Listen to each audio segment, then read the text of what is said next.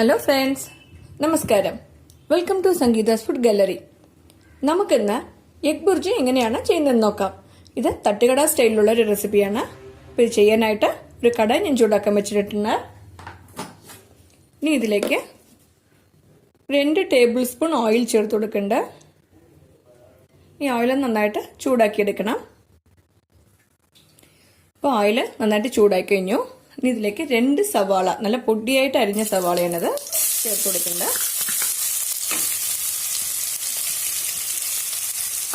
നന്നായിട്ടൊന്ന് വഴറ്റി കൊടുക്കുക. ചെറുതായിട്ടൊന്ന് വാടുന്നത് വരെ വഴറ്റി കൊടുക്കണം. സവാളയൊക്കെ ഒന്ന് ചെറുതായിട്ട് വാടിക്കഴിഞ്ഞിട്ടുണ്ട്. ഇനി ഇതിലേക്ക് 1 ടീസ്പൂൺ ഇഞ്ചി വെളുത്തുള്ളി അരച്ചത് മിക്സ് ചെയ്ത് കൊടുക്കുക. ചേർത്തിട്ട് 2 പച്ചമുളക്, അതും പൊടിയായി അരിഞ്ഞത് ചേർത്ത് കൊടുത്തിട്ട് ഇതൊക്കെ നന്നായിട്ടൊന്ന് വഴറ്റി കൊടുക്കണം.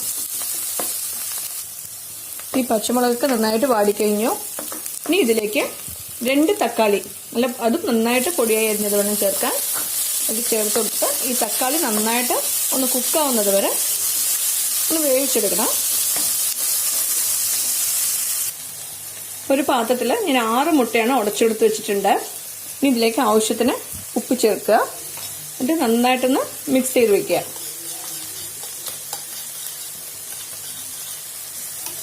ഈ മുട്ടയൊക്കെ നന്നായിട്ട് ഉടച്ചു കൊടുത്തിട്ടുണ്ട്.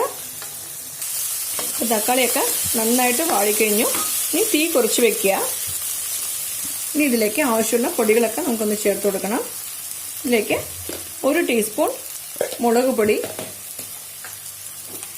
ഒരു 1/2 ടീസ്പൂൺ മാത്രം ഗരം മസാല പൊടി, ഒരു 1/4 ടീസ്പൂൺ മഞ്ഞൾപ്പൊടി. ഇതിനെ നന്നായിട്ടൊന്ന് മിക്സ് ചെയ്ത് കൊടുക്കുക. ഈ പൊടികളുടെയൊക്കെ പച്ചമണമൊക്കെ മാറുന്നത് വരെ എന്നിട്ട് നന്നായിട്ടൊന്ന് മിക്സ് ചെയ്ത് കൊടുക്കണം.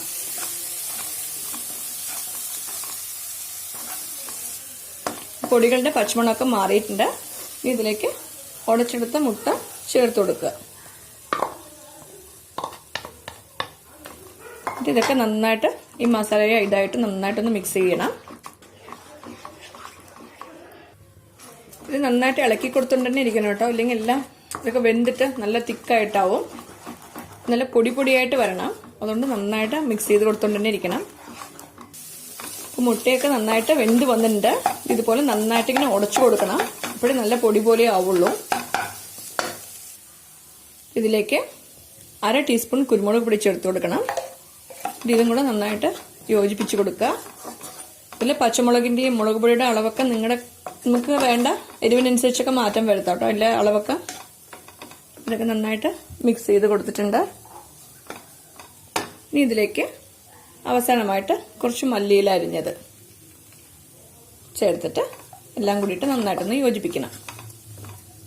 ഇപ്പം നമ്മുടെ എഗ് ബുർജി റെഡി ആയി കഴിഞ്ഞു. നിങ്ങൾ എല്ലാവരും ഈ റെസിപ്പി ട്രൈ ചെയ്ത് നോക്കണം. ഇഷ്ടമായെങ്കിൽ ലൈക്ക് ചെയ്യാനും ഷെയർ ചെയ്യാനും സബ്സ്ക്രൈബ് ചെയ്യാനും മറക്കരുത്. നിങ്ങളുടെ ഫീഡ്ബാക്ക് അറിയിക്കുകയും വേണം. Thanks for watching.